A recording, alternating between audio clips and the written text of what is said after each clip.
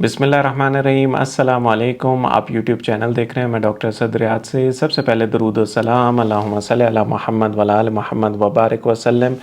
एक और वीडियो में खुश आमदीद। और इस वीडियो में मैं आपको एज़मा या दमे के बारे में बताऊंगा कि ये होता क्या है, किन वजूहात की वजह से होता है, इसमें एहतियाती तदाबीर क्या करनी होती हैं, इसकी ट्रीटमेंट कैसे होती है, किस वक्त आपने हॉस्पिटल जाना है, हॉस्पिटल में क्या क्या टेस्ट किए जाते हैं, क्या क्या ट्रीटमेंट की जाती है और किस बुनियाद पर हॉस्पिटल वाले मरीज़ को कहते हैं कि इस एज़मेटिक अटैक में एडमिट होना ज़रूरी है और इसकी फिर ट्रीटमेंट क्या की जाती है।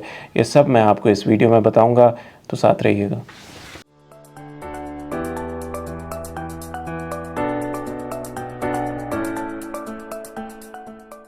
तो सबसे पहले हम सांस कैसे लेते हैं, सांस का जो मैकेनिज़्म है वो क्या है। अल्लाह ताला ने हमारे जिस्म में फेफड़े रखे हुए हैं और इन फेफड़ों में छोटी छोटी सांस की नालियाँ होती हैं। होता क्या है कि जो फ़िज़ा में ऑक्सीजन होता है, हम जो सांस अंदर की तरफ खींचते हैं, इससे हम ऑक्सीजन अंदर लेके जा रहे होते हैं। इस सांस की नालियों के एंड पर छोटी छोटी खून की नालियाँ होती हैं, जिसकी वजह से ये जो ऑक्सीजन हम अंदर लेके जा रहे होते हैं, ये ऑक्सीजन हमारे ब्लड में मिक्स होता है। फिर ये ब्लड जो है हमारे जिस्म के मुख्तलिफ़ अज़ा में फैल जाता है और इन्हीं सांस की नालियों के रास्ते से कार्बन डाइऑक्साइड जो है वह हम बाहर फेंकते हैं।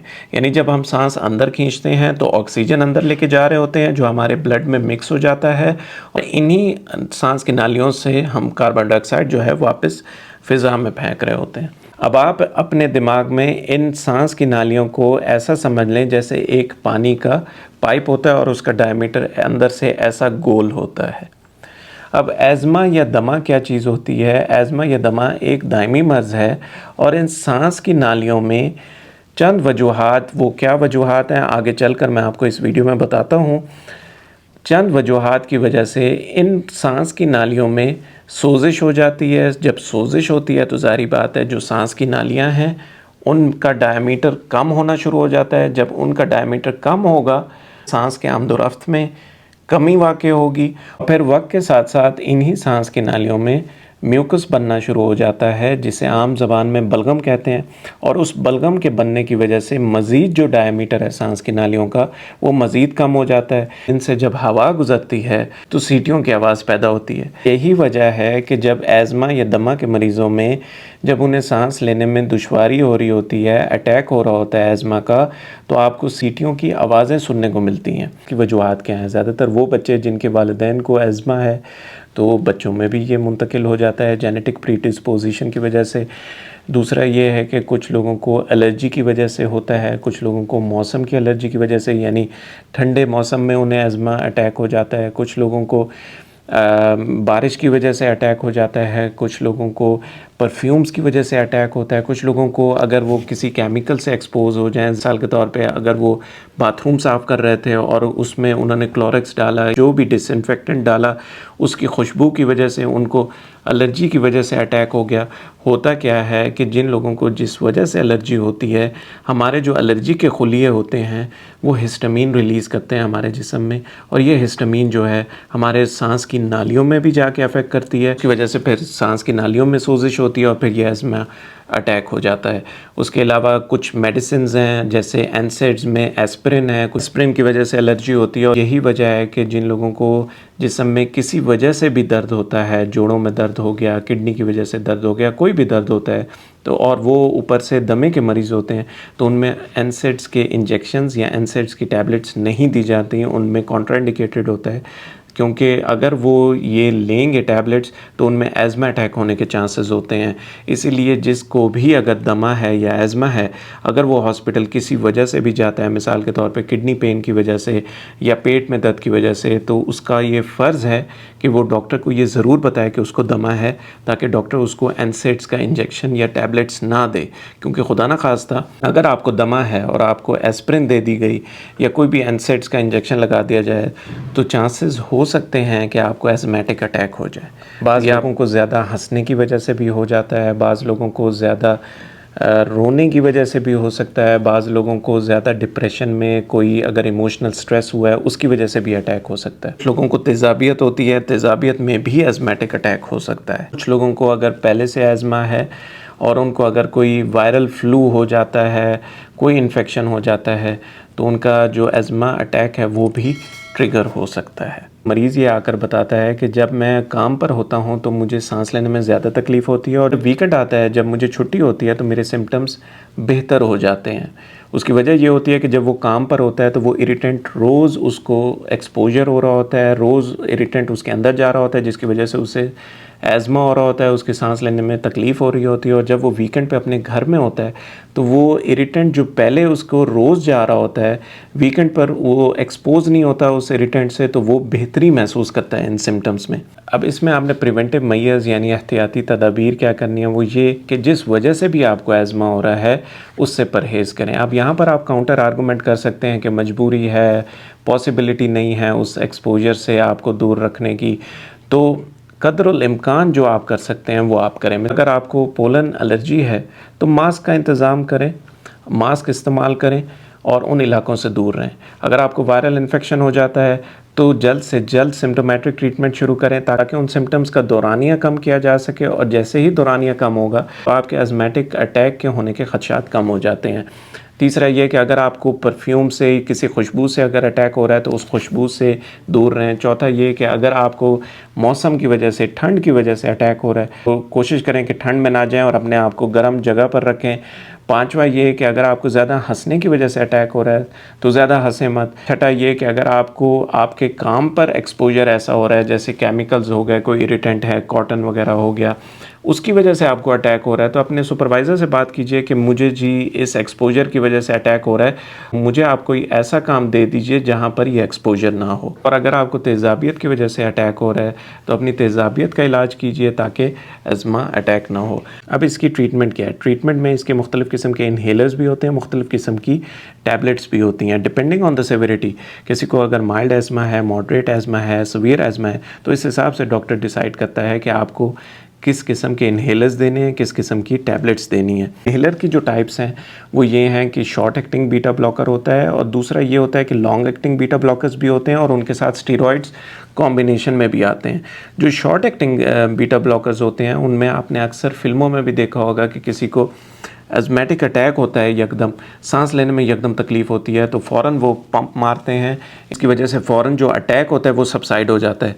इसका काम यही होता है कि फ़ौरन जो अटैक होता है वो उसको रोक देते हैं। इसको हम शॉर्ट एक्टिंग बीटा ब्लॉकर्स कहते हैं। अब जो लॉन्ग एक्टिंग बीटा ब्लॉकर्स होते हैं और उनके साथ जो स्टीरॉइड्स होते हैं, उन इन्हेलर्स का काम ये होता है कि मज़ीद जो आपको एज़मेटिक अटैक्स होने हैं उनको रोका जा सके। कुछ लोगों को सीवियर अटैक होता है शॉर्ट एक्टिंग बीटा ब्लॉकर से, उनको कंट्रोल नहीं हो रहे होते सिम्टम्स, तो उनको लॉन्ग एक्टिंग बीटा ब्लॉकर्स और स्टीरॉयड इन्हेलर पर डाल दिया जाता है। अगर उनसे भी सिम्टम्स कंट्रोल ना हो तो मुख्तलिफ़ अद्वियात जो मुख्तलिफ़ टैबलेट्स होती हैं उनको कॉम्बिनेशन में इन्हेलर के साथ दिया जाता है। यहाँ पर आपको मैं ये सजेशन देना चाहता हूँ कि जिन लोगों को भी एज़मा है वो अपने घर में पल्स ऑक्सीमीटर ज़रूर रखें।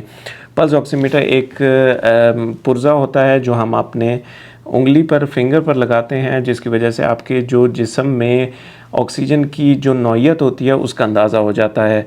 कुछ लोगों को दवाइयाँ या इन्हेलर इस्तेमाल करने के बावजूद इतनी सीवियर नौयत का अटैक होता है कि उनको हॉस्पिटल जाना ज़रूरी हो जाता है। मिसाल के तौर पे सांस बहुत मुश्किल से आ रहा है, आपकी रंगत तब्दील हो रही है, आपने पल्स ऑक्सीमीटर से चेक किया, आपका ऑक्सीजन लेवल 95 से कम आ रहा है, आपको बोलने में दुश्वारी हो रही है, आपको महसूस हो रहा है कि मैं दवाइयाँ इस्तेमाल कर रहा हूँ, इन्हेलर इस्तेमाल कर रहा हूँ। अब हॉस्पिटल जाना बेहतर क्यों है? वो इसलिए कि हॉस्पिटल में चंद एक दवाइयाँ ऐसी हैं जिसको आपको अगर दिया जाए तो फ़ौरन आपको रिलीफ़ होता है, और ख़ास तौर पर जब आप हॉस्पिटल जाते हैं तो आपको नेबुलाइज़र के थ्रू और ऑक्सीजन के थ्रू वो दवाइयाँ दी जाती हैं। हो क्या रहा होता है कि जब आप इन्हेलर के थ्रू वो दवाइयाँ इस्तेमाल कर रहे होते हैं तो वो आपके फेफड़ों में सही तरह नहीं पहुँचती, लेकिन जब आप हॉस्पिटल जाते हैं, नेबुलाइज़र के थ्रू वो दवाइयाँ लेते हैं तो वो सही से आपके फेफड़ों में जाती हैं, आपकी नालियों पर अफेक्ट करते हैं और आपकी नालियाँ फ़ौरन से खुलना शुरू हो जाती हैं। इसके अलावा आपको इप्राट्रोपियम ब्रोमाइड एक दवाई है, वो नेबुलाइज़र के थ्रू दी जाती है, जिसकी वजह से आपको सांस लेने में आसानी हो जाती है। इसके अलावा आपको सोलोकॉर्टिव या डेकाड्रॉन स्टीरॉइड्स का इंजेक्शन दिया जाता है, जिसकी वजह से फ़ौरन आपकी सांस की नालियों की सोजिश कम होना शुरू हो जाती है और मज़ीद आपकी सांस की नालियाँ खुलती हैं, आपको सांस लेने में मज़ीद आसानी हो जाती है। अब बैक टू बैक नेबुलाइजर्स दिए जा रहे होते हैं, मतलब एक अगर नेबुलाइज़र सेशन ख़त्म हो तो उसी के साथ दूसरा सेशन दिया जाता है, तो इससे काफ़ी लोगों को रिलीफ मिल जाता है। अगर रिलीफ ना मिले तो फिर आपका ब्लड ड्रॉ किया जाता है। उस ब्लड ड्रॉ करने का मकसद ये होता है कि आपके ब्लड में जो ऑक्सीजन और कार्बन डाइऑक्साइड की नौयत है उसको देखा जा सके, और उसकी नौयत पर डिपेंड करता है कि आपको एडमिट करना है या आप इम्प्रूव हो रहे हैं कि नहीं हो रहे हैं इन दवाइयों से, या आपको मज़ीद कौन सी दवाई देनी है। एज़मेटिक अटैक इतना सीवियर है कि इन दवाइयों के बावजूद भी आपका ऑक्सीजन लेवल नॉर्मल नहीं हो पा रहा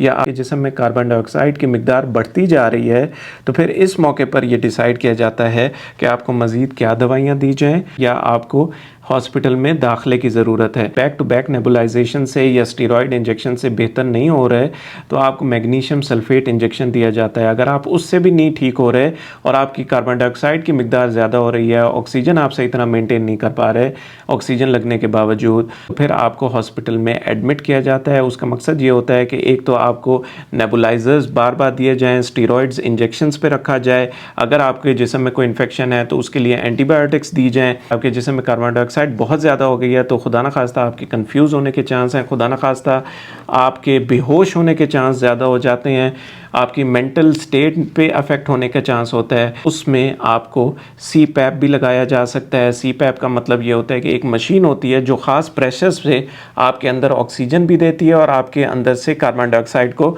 बाहर निकालती है। पाँच दफ़ा इतना फेटल अटैक होता है एज़मा का कि बंदा बेहोश हो जाता है, कार्बन डाइऑक्साइड जो है उसके अंदर रिटेन हो रहा होता है। तो इस वक्त डॉक्टर ये डिसाइड करता है कि इसको इंट्यूबेट यानी कुछ वक्त के लिए मसनूई सांस पर भी ट्रांसफ़र किया जा सकता है। और जब मसनूई सांस पर डालने के बाद आपका कार्बन डाइऑक्साइड लेवल नॉर्मल हो जाए, ऑक्सीजन लेवल नॉर्मल हो जाए, रिस्पॉन्ड करना शुरू कर दें मेडिकेशंस को, तो फिर मसनूई सांस की मशीन से आपको उतारा जाता है और फिर आहिस्ता आहिस्ता ऑक्सीजन पर रखा जाता है और फिर आहिस्ता आहिस्ता वो ऑक्सीजन भी उतार दी जाती है और फिर मेडिकेशंस जो हैं वो एडजस्ट करके आपको घर भेज दिया जाता है। तो एक चीज़ मुझे याद आई जो कि मुझे पहले मेंशन करनी चाहिए थी कि कुछ लोगों को जो इन्हेलर है वो सही तरह इस्तेमाल करना नहीं आता, और यही वजह है कि एज़मा सही से कंट्रोल नहीं हो रहा होता उनका। वो डॉक्टर्स को कहते हैं कि दवाइयाँ असर नहीं कर रही, डॉक्टर्स जो हैं वो दवाइयाँ बढ़ाते रहते हैं और फ़ायदा कुछ नहीं होता। तो यहाँ पर आपने मेक श्योर करना है कि अपने डॉक्टर से ज़रूर पूछना है इन्हेलर इस्तेमाल करने का सही तरीका क्या है। मैं भी कोशिश करूँगा कि एक वीडियो इस पर ज़रूर बनाऊं कि इन्हेलर कैसे इस्तेमाल करते हैं, आपने दवाई को अंदर किस तरह खींचना है सांस के साथ और फिर किस तरह सांस के साथ बाहर निकालना है। मैं कोशिश करूंगा, इंशाल्लाह वक्त मिला तो ज़रूर बनाऊंगा। कोई क्वेश्चन हो तो कमेंट्स में ज़रूर पूछ लीजिएगा और कमेंट्स में ये भी बताइएगा कि अगर आप चाहते हैं कि मैं किसी ख़ास टॉपिक पर वीडियो बनाऊँ तो वो भी ज़रूर मेंशन कर दीजिएगा। खुश रहें, आबाद रहें। अगर अभी तक आपने इस वीडियो और चैनल को मोहब्बत नहीं दी तो लाइक और सब्सक्राइब ज़रूर कर दीजिए। बशर्ते ज़िंदगी। मिलते हैं अगली वीडियो में। अल्लाह हाफ़िज़।